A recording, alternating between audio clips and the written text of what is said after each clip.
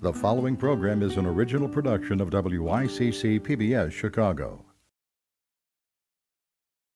Closed captioning for the professors is provided in part by the Clifford Law Offices, a personal injury and wrongful death law firm in Chicago. When school districts are looking for ways to save money, often the first things to be cut are music and art classes. But is that a smart thing to do? How do those cuts impact a student's ability to learn other subjects?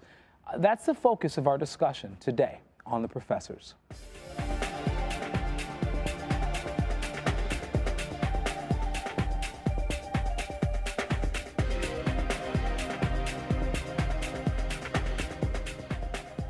Joining us today to talk about the importance of including music and arts in public education are Jess Bader, Professor of Art at Harold Washington College, John Bakker, Professor of Art at Trinity Christian College, Cornelius Johnson, Professor of Music at Olive Harvey College, and Matt Shevitz, Professor of Music at Harold Washington College. Welcome, everyone.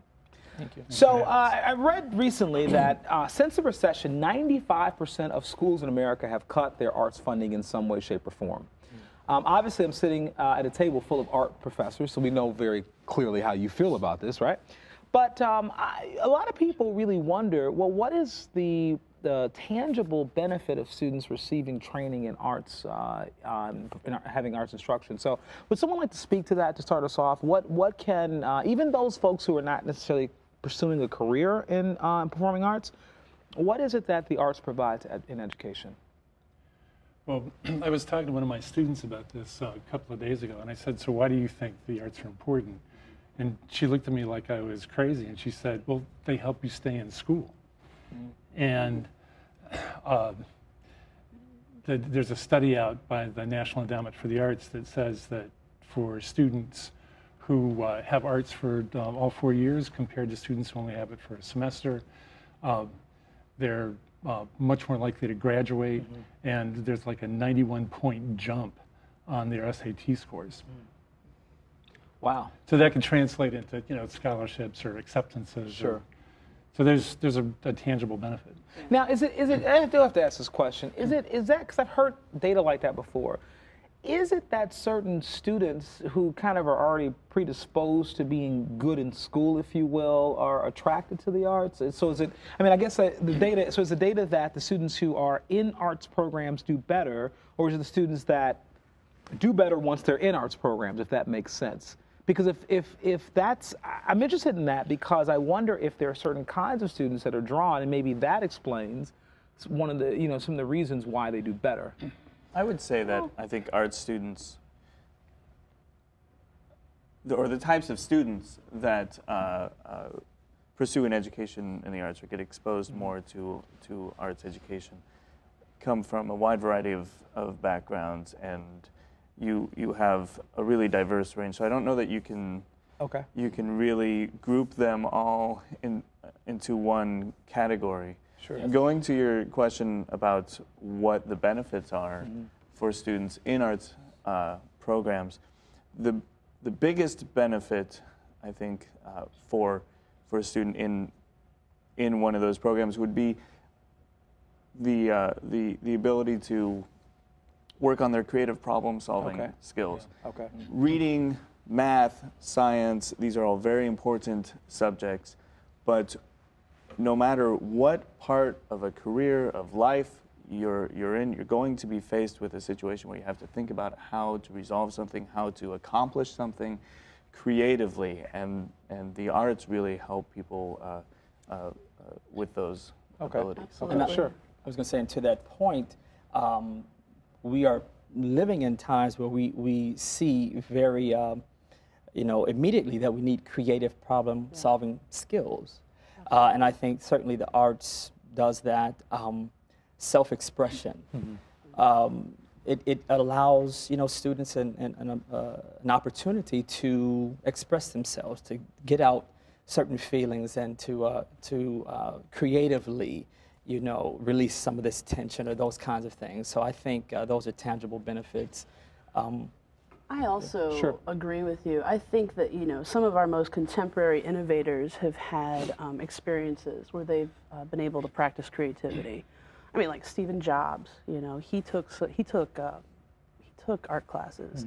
He said, you know, later on that the calligraphy class that he took was one of the reasons that a Mac has so many different types and, you know, fonts and etc. Sure. But, you know, I also think that art is a catalyst, you know, especially if a student is having some problems and you've exhausted every other traditional kind of format that you can try to teach a student, you can always kind of use art, or you can use art to kind of try and talk to the student, to compel them to, you know, if you see something, you can start to talk about it. Now that makes total sense. I mean, the question I asked really was a question sort of playing the other side, if you will, because people will argue, you know, you have many students that, and college education is very expensive. We've done a number of shows on that recently.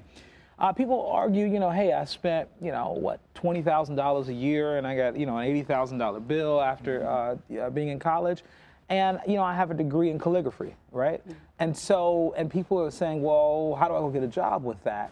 So there is this argument on the other side that says, okay, yeah, that's nice, but is it really something that's going to have support in the marketplace, if you will, and translate into employment? I would say a couple of things in response to that. The first is that I believe the arts are one of the few fields where you can get a degree and upon graduation stay current in your field working. It may not be full-time. You might be having to supplement your income somewhere else, but you can stay connected with the field as a musician by playing gigs, by teaching lessons, by teaching classes part-time, by doing any number of things. When I graduated with my bachelor's degree, I began working for a nonprofit music festival. The jobs that I did were not glamorous.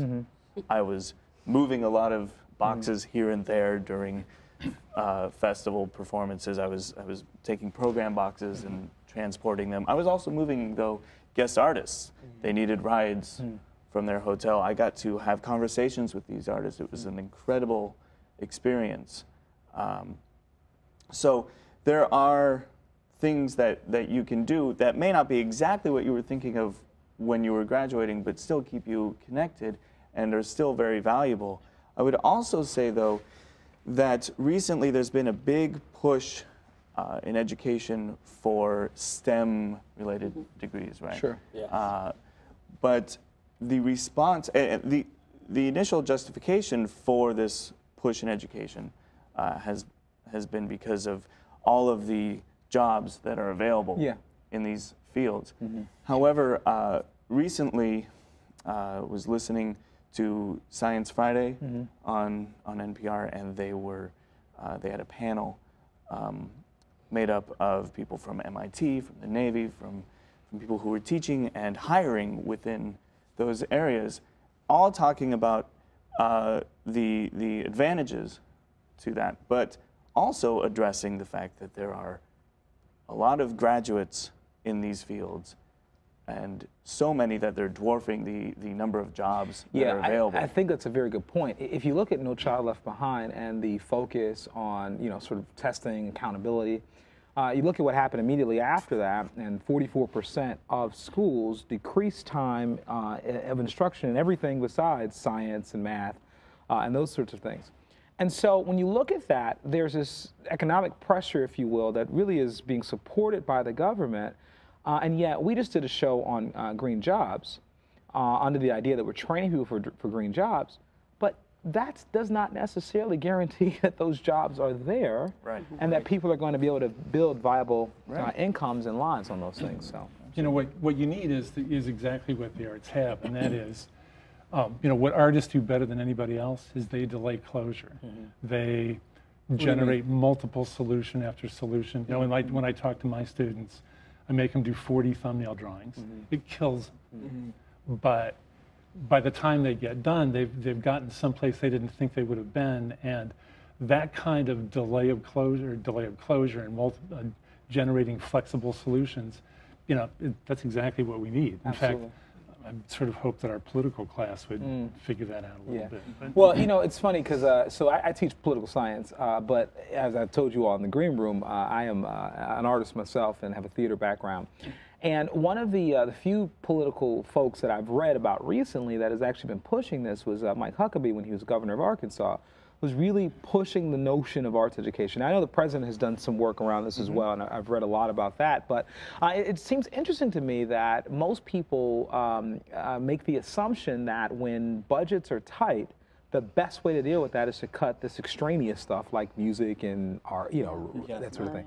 And so how do we convince them, you know, otherwise? I mean, that's a huge challenge. Go ahead. I was just saying, on a very practical note, there are so many types of jobs, if you want to look at the economic implications, that you can do, similar to what Matt was saying. I mean, it's not just being in the forefront, but they're behind the scenes jobs. But a lot of my friends who are in other fields, they tell me, you know, for lack of a better term, you always have your hustle that you can do. Sure. You know, and I don't like that term, but the point is that, you know, there's always something musical that I can get involved in, or people need it in so many aspects. And even when I'm teaching, I ask my students, imagine if you had a world with no music, no art, no, you know, and so there are opportunities. You also learn entrepreneurial, you know, skills. Absolutely. That's right. You know, because you're making opportunities. Yeah, I think along those lines,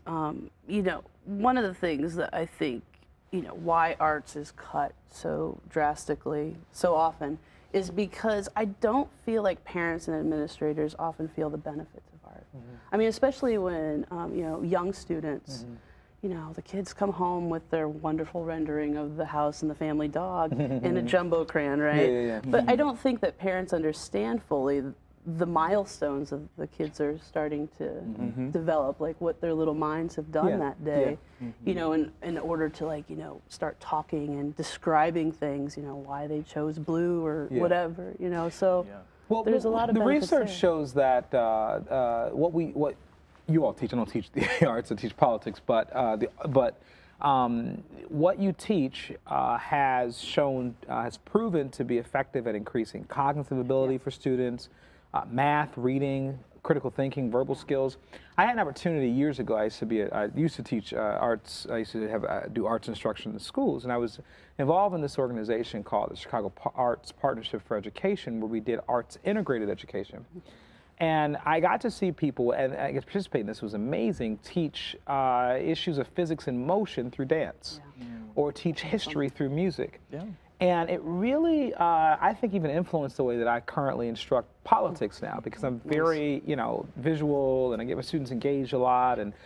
But the point is that those kinds of efforts really, really have been effective, and I think we just aren't telling that story enough. Maybe that's what the issue is, right? That's possible. It's absolutely. true, it can seem a little tired. Yeah. You know, the we need arts, we need music arguments that people keep bringing up, but it's very, very important, as you stated. There's a lot of benefits. Now here's a question I have. So by the way, as mission politicians, I forgot to mention Michael Bloomberg in this, who really has been very well known for his advocacy in the city of New York as well. But I want to bring up an argument that people oftentimes suggest. Bill Maher, who does, you know, this TV show on politics, makes this point consistently that many people often agree with. Why do we need special funding for the arts? Why can't the arts survive themselves on sort of the market? Like, if there is there's a supply and demand principle. So people demand what you do, right? And then you give it to them and they pay. Why is it that we need to then be, because to your point, we're always talking about we need more arts. Why can't the arts survive economically by themselves without governmental, you know, support? Well, I think it's because you have different forms of culture. You have high culture, you have popular culture, you have folk culture. Because popular culture does just fine artistically. It does. Yeah. And it's largely supported without any funding, like you're saying. Lavishly supported. Yeah, absolutely. Yes. Actually, no, exactly, because I mean, the most wealthy people some of the most wealthy people in our society are artists in that way. Yeah. Right. But I think popular culture, there are certainly some elements of popular culture that I'm a big fan of Yeah. and think are very well done. But there are also some parts of popular culture that are not as well done. I don't think you get quite the same level of benefits that you've discussed from those particular works of art as you do from what's sometimes classified as high culture. Okay. Do you want to read Nancy Drew or do you want to read Shakespeare? Okay. Right? I mean, the thing about the popular arts is that they function on values that everybody already sort of agrees on. Okay. Right? You think about popular music, it's, you know, my woman left me and I feel terrible, or she's back and I feel great.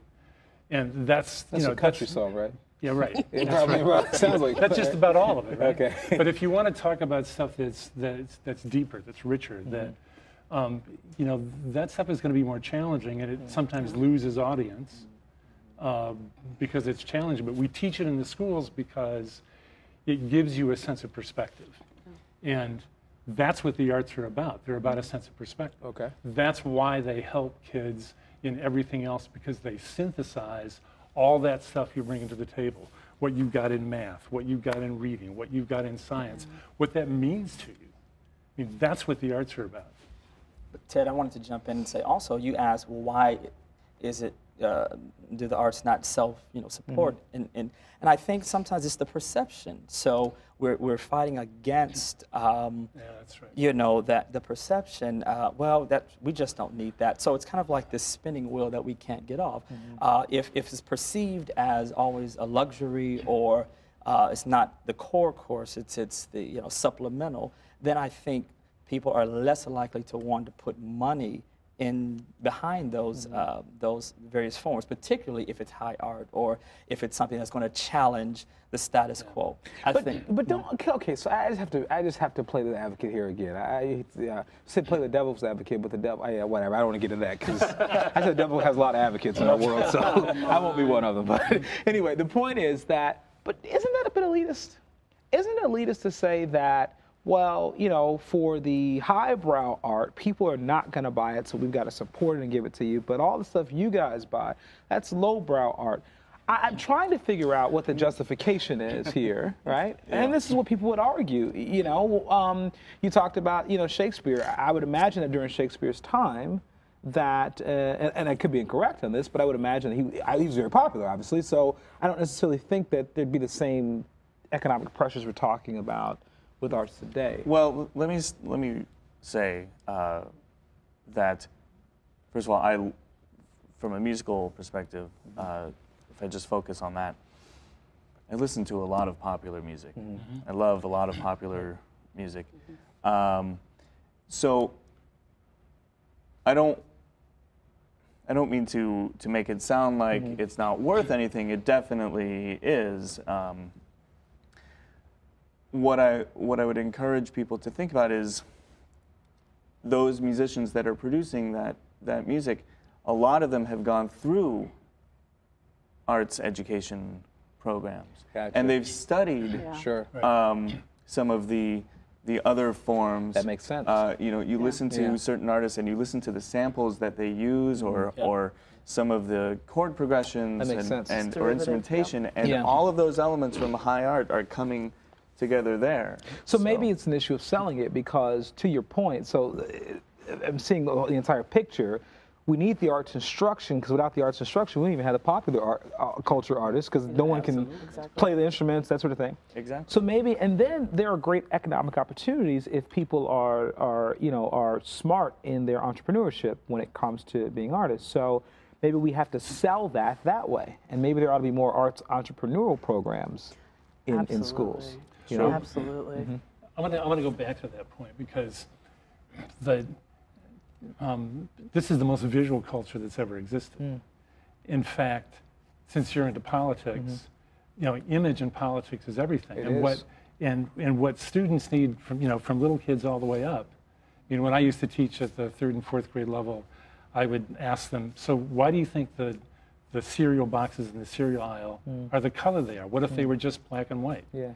And once they start to understand that somebody is trying to manipulate them visually, frankly, in our culture, I think visual arts and music as well is all about manipulating you. And if you can understand why they're doing what they're doing, you know, why they use that chord progression or why they use this range of color, then even little kids can say, oh yeah, that's what they're doing. And it helps them to just step back metacognitively. Yeah, very good point. Even though they don't, they don't know that. One thing you notice in political ads is that the good guy is always in color, and the bad guy is always, they have a horrible picture of them and they're in black and white, right? So very good point, right? Because they're evil, right? And so to add to that as well, if you do study, and we have arts education, there, you know, musically speaking, there are certain chords, there's certain progressions, if you know what that is, that elicit certain responses, certain. And I'm sure it's the same with art. Certain, you know, certain paintings, certain sculptures elicit certain things. So, but you have to study. I don't think that's necessarily, you know, elitist. It's just saying it affects even popular culture. Yeah. But I think also you have to remember that it may not be popular, the ideas that are happening immediately. I feel like, you know, with some of these different grant opportunities that are available, it gives people, artists, an opportunity to develop, you know, these new ideas that do take a little while to become, you know, more popular. So I think that that's kind of where I'm at with it all, you know. Yeah, and to that point, I think it's a very good point. And the other thing that as you were talking, I was thinking about, just because something is not popular doesn't mean it's not valuable artistically. Exactly. And I think that if there's no space to explore things that are not necessarily commercially viable, then that kind of art never gets produced. Exactly. Which I think is a very good point. And that's how change occurs. Yeah. Right? I have a conversation frequently with some of our students, because we have a recording program. And I have some students come through, they want to record or they want to produce, and especially for those students who are more hip-hop oriented, you know, a style of music that is known for using samples, some of them are so used to diving for records and getting that sample that's really going to make their song. I tell them, leave that to the side and learn how the music works, so you can write your own samples, essentially. So music that someone else will sample, someone else will pay you for, rather than you having to pay someone else to use. And it is important to understand the origin of those samples, to understand, you know, the makeup of that, the history of that, so that they, you know, truly understand what they're putting out there and can be responsible for it too. Yeah, very good point. You know, this is also an issue of, I'm going to bring up the issue of economic disparities, right? Because research suggests that students who are in higher income communities do have more access to the arts in a variety of formats. And those who are from lower income communities do not, obviously, in education. And I think that's a very, very important issue to bring up. I know for me, in my life, having a background in acting, and dance. I teach actually hip-hop dance, by the way, which I've never announced on the professors before. So, this is scary. But next week, we'll be doing a sample after the show, okay? So I'll be doing a little hip-hop move, some hip-hop moves for you. But what I realized, though, was that acting at a very young age, I had a person tell me one time when I was about in 6th grade, I was auditioning for a commercial. And it was a bit insulting when I think about it, but now looking back, I'm happy it happened. But they commented on the fact that I didn't speak like the people from my community, from my neighborhood. And I was like, well, what does that mean? And, you know, I understood fully what it meant later on. The point was that being in theater helped me to learn how to public speak. It is a skill I use every day now, from this to my work and teaching to being hired to speak. And the arts really were a tool of social mobility for me in that way, and truly helped me. I think that we've got to sell that story more as well, because it can. But I think it really boils down to exposure. I mean, that's a very generalized way, but if you're exposed to variety, if you're exposed to you know, more opportunities, I think your palette becomes much broader. And so, for example, you know, the comment, well, you don't speak like, you know, the others from your neighborhood.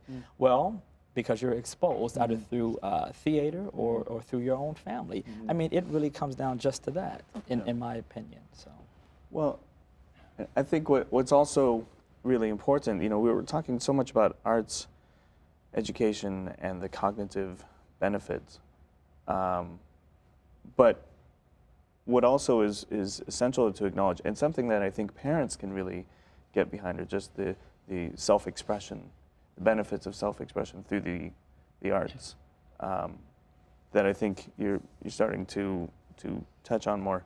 I mentioned in the green room that I, in high school, quit skateboarding because it was getting in the way of my musical studies, which I realize is a very nerdy thing to admit to. What a bad choice you made. You know, you could have been a famous skateboarder. Right, I could have been there. And now you're doing music. I mean, come on. I could have done it. I know. But at the time, you know, you turn to your friends and you say, well, I'm not going out skateboarding because I'm going to stop doing that. I need to practice more. And they're not always as understanding. But the reason why I needed that is, I think we all know that high school can be a very trying time, and I needed as many opportunities to really express myself as best as possible, and music was the way that I did that.